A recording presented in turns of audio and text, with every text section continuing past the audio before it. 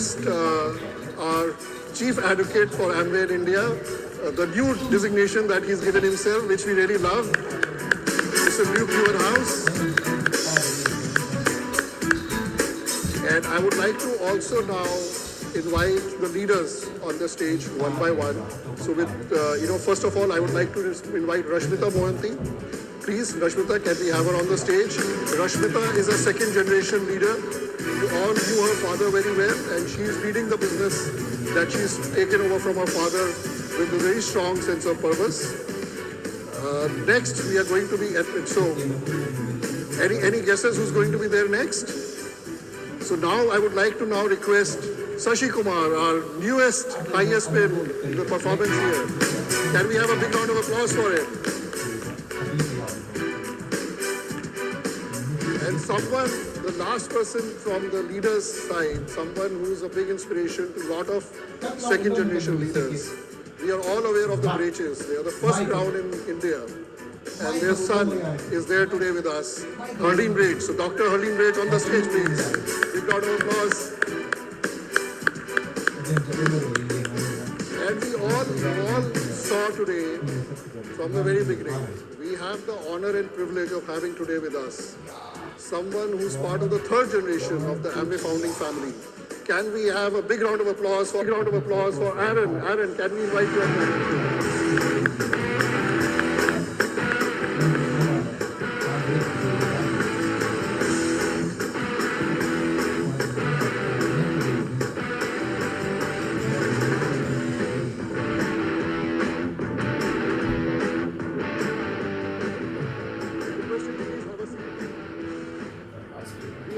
In front of you that you can use to answer for those who don't have their already mic'd up labels. And so can we have a big round of applause for the panelists? It's very important. So I think the first question that I would like to have is with Aaron. Aaron's first visit in India, so let's give him a big Indian welcome. And I was having a chat with Aaron at the back, and I was telling him I'm going to throw him a curveball. I gave him a question, but I'm going to ask him something which I have not told him yet. No, so I was, Aaron, you are the third generation in the family, and I think what that gives you is a perspective that not many people would have, being part of the founding family, being involved in seeing the business from a very young age. And having grown through that process, worked in Amway for the last 14 years, I believe, in various positions, it gives you a very strong perspective about the business. And being a third generation and somebody who's very young, from your perspective, how you're seeing the founder fundamentals and the values that we have, they are evergreen. How do we now connect that back to the young generation today? And how is the young generation across the globe looking at Amway, the founder values, the founder fundamentals, and that is really exciting them about the opportunity. So, thank you. Is this working for everybody? Perfect. It's not often you get to do first, so I'm happy to be here for the first time.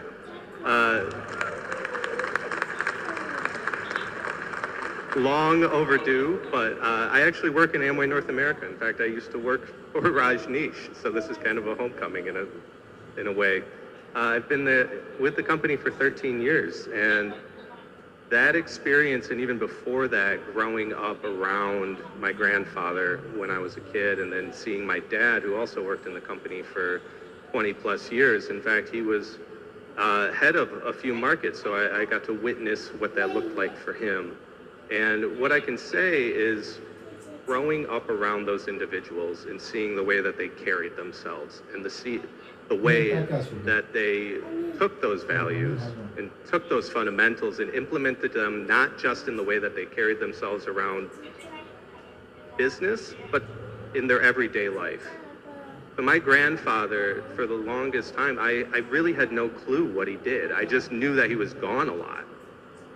And we would see him on Sundays, and we would spend a lot of time with him, but he was always just grandpa. And the big thing about him was he never told us about what he did. He was always more curious about what we were doing, which, looking back on it, way less interesting than what he had going on. But that was just the type of person he was. He was a family man, and he carried himself that way. And so for us and for younger people and for that next generation, being around these people who carried themselves in a particular way, who exemplified these values in every facet of their life, gave us a good platform and a good understanding of who we wanted to be growing up as well.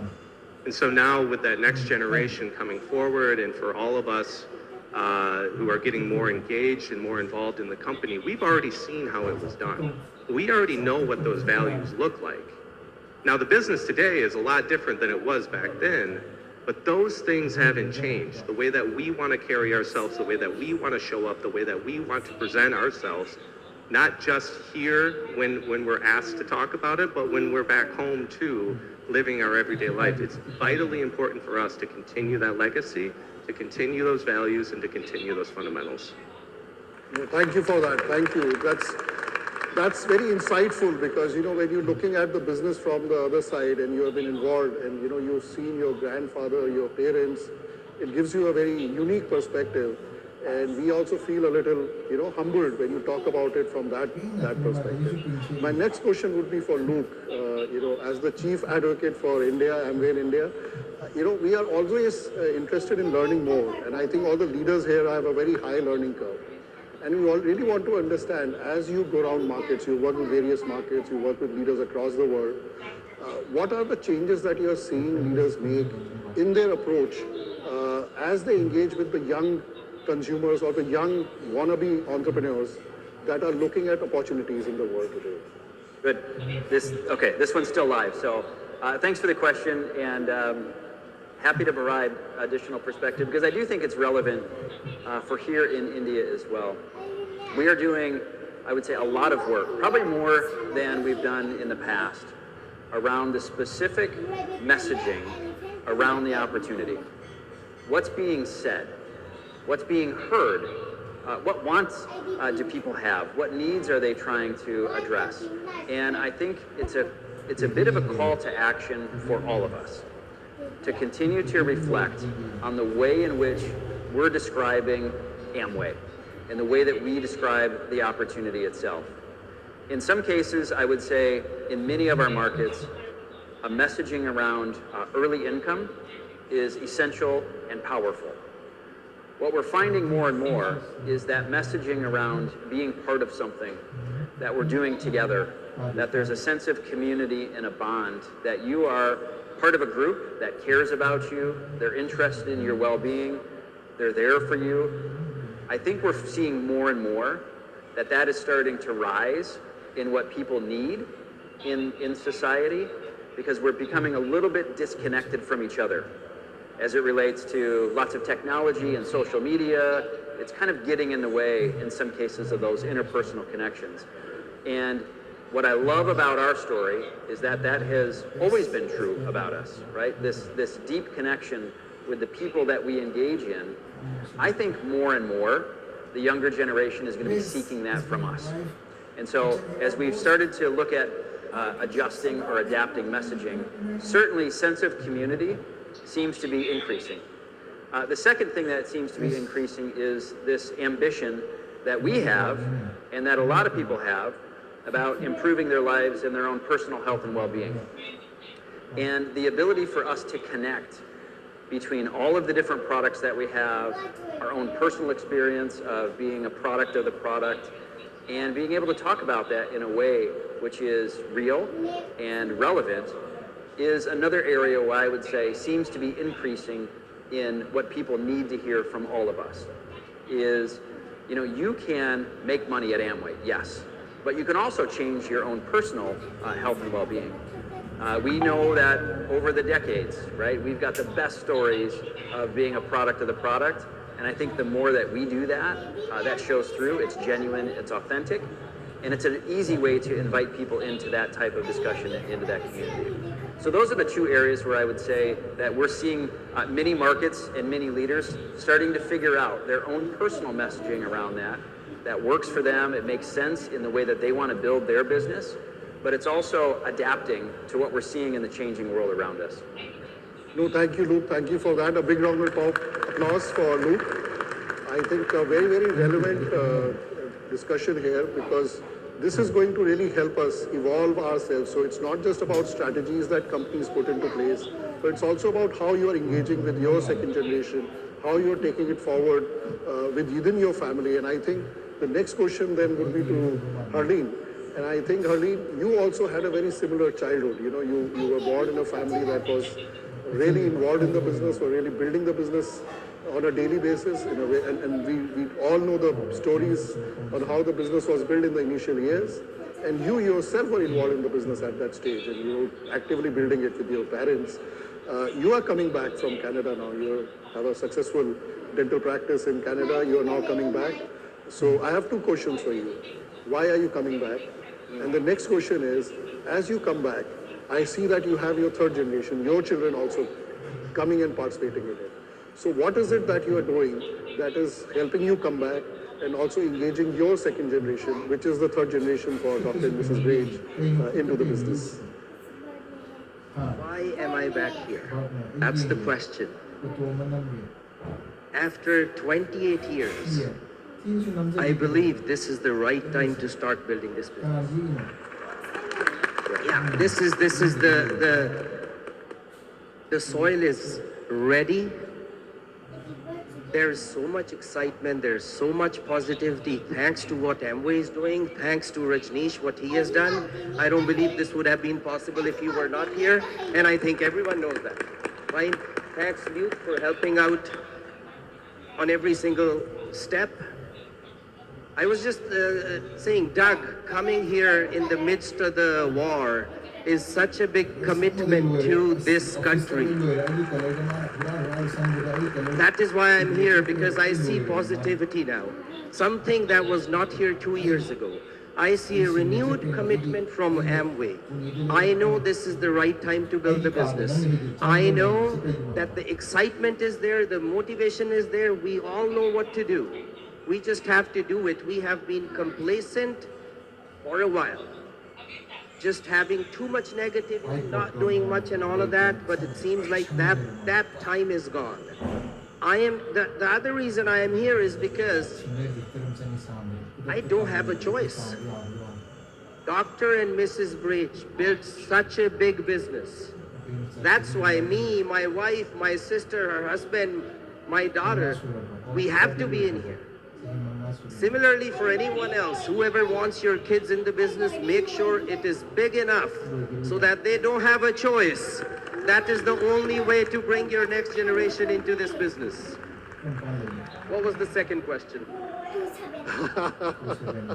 That's the trick that you're asking me. Huh? You tricked me again. No. So I think the second question was, you got the third generation, and they are also coming to India along with you. Yeah. How are they feeling, and what is it that you are doing to encourage them to become part of this movement? I know in my heart that the time is right. I know my wife, my sister, her husband, my daughter. I think all of you know that our time has finally come. That the next 2 to 5 years are crucial to this business, and I do believe that we're gonna go way more in the next 2 to 5 years. Everything that needs is right now in place. Sometimes until the time is not right, it does not work. And I know, and everyone out here knows, the time is right. The best is yet to come. 28 years after Amway has been in India, and now we are just getting started. This is the beginning. Thank you, Harleen. A big round of applause. I think a very, very powerful message to all of us. It's about action. It is about making it big enough for our children to really feel the value around it. So really nice, way of inspiring all of us. So thank you for that. My next question will be for Rashmita. Rashmita, you all know, is daughter of a very good friend, Rakal Montida, and he was a great soul. Big round of applause for him. Rashmita took over the business after the sad demise of Rakalda. It was very sudden. She was a very successful professional in her own right. and she took over the business. And then as she took over the business, she was really able to move that business towards the youth. And he has been building that team with young people, and it has been very intentional. And I think what is required is that we become intentional as we approach the young people, whether it is a young customer or an entrepreneur. So there are a lot of things that we can learn from you, Rashmita. And I would request you to please share your experiences on how you intentionally were able to create that ecosystem and environment where more young people were able to connect with you and your team and become successful entrepreneurs. Thank you so much, Apurvaji, for the question. I think this is a very relevant question, more so in today's context, because when I'm sure each one of us here has some or the other experience with regards to that, because as you rightly said, young people today have more choices than ever before, and with that, the expectations have become more sharper, more defined. So, and because of that, to bring the next set of, leaders, young leaders, we can't be accidental anymore. That's what we felt. It has to be very, very intentional. And as I remember, when I started building the business when I was young, I mean, I am young today also, but I'm just saying, while my parents are there and he nudged us into this business, they're quite intentional about us, building the business. So with regards to your question, I think I have three parts answer to that. What do we need to do in order to bring the young generation into the business? The first is, because first we need to understand what does the younger people, what do they want? What does the younger generation want? And the first is they're very ambitious. They have high aspirations. So creating that belief through example, creating that belief system through example, they do not just follow instructions, they follow your energy. And vibe is a big trend now. They follow your vibe, they follow your vision. What vision you have for yourself, what vision you have for the business, and what vision you have for the young person you're bringing into the business. I think that's very important. And with that, your lifestyle, your consistency, how you show up, and how you build the business basically becomes a learning toolkit for them. So, having that belief system is the most important thing. And then second, how do we translate that belief system into something which they can do, they can follow? That brings me to the second characteristic of the younger generation. Gen Z or millennials, we are crowded with a lot of information. As you rightly said, there are a lot of opportunities floating in the market, and we are somehow directionless. And we all know the economical situation, geopolitical situation, where AI is going to be, and what's happening in the job market. We are directionless. We are not certain what to do. We don't have a lot of clarity ki kya karna hai. So in that situation, I think, translating that vision into clear pathway to get there. For that, I always remember my dad saying, you need to have the clarity, the structure and the system in the place. Because when we bring on board a young person, we should be able to give them a clear path, what you need to do in 30 days, 60 days, 90 days and beyond. Because when they ask, what do I do? We should have a clear pathway charted for them, that is the structure. And then when we say young leaders, they're bound to fail. They're bound to make mistakes. They might not come to the meetings, and we need to have that mindset to not give up on them, and need to have the system in place where they can bounce back and be on track. So structure and the system are two important things, and showing them the direction, where to land. And the third most important thing, as you rightly mentioned, is giving them an experience of early win, right? Because we are a generation where we believe in instant gratification. Everything just happens in the blink of an eye, the click of a finger, right? And we are an impatient generation. Gen Z is a little more. I am being a millennial a little less.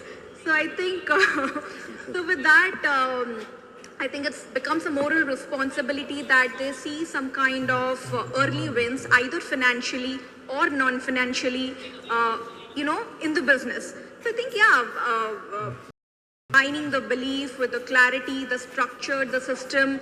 I think we don't need to onboard the leaders. I'm sure we will find as we go across building the process, building the system. Thank you for that. Thank you. Big round of applause for Rashmita. I think very clear insights because it's coming from her own experience as she engages and builds those young leaders in her team and gets that whole piece moving. So my next question is going to be for my friend Sashi. Sashi has been building a very strong business around health and wellness, and he's really created a very strong team of Gen Zs and the millennials and the new people who are really very young today. 18 to 80. You have 18 to 80. 18 to 80, and that's a wide range, and therefore he can bring in a lot of insights on how he is able to create that kind of community where it is resonating for an 18-year-old together. So Thank you, Purvam.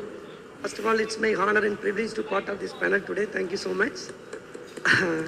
And in nowadays youngsters, especially the Gen Zs, you look at them, they are not only chasing income, they're chasing meaning, growth and identity.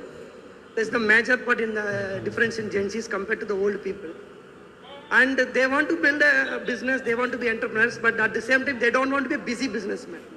Because they want to business with freedom, because they're not treating these lands and these are as assets. They're treating memories as assets. They want to travel, they want to treat new experience, they want to treat adventure. I channel their energy in the right direction. I don't teach any success formulas to them. I help them to build success habits. That's what we are growing. habits, success habits, and I think that's a very, very powerful thing. So thank you for that. And my last question, because we are running out of time, is going to be and Rajneesh. And Rajneesh has been with the company since 1998, and I think that's about. No, it's not a reflection of your age. You can give a big round of applause for him. He's still young.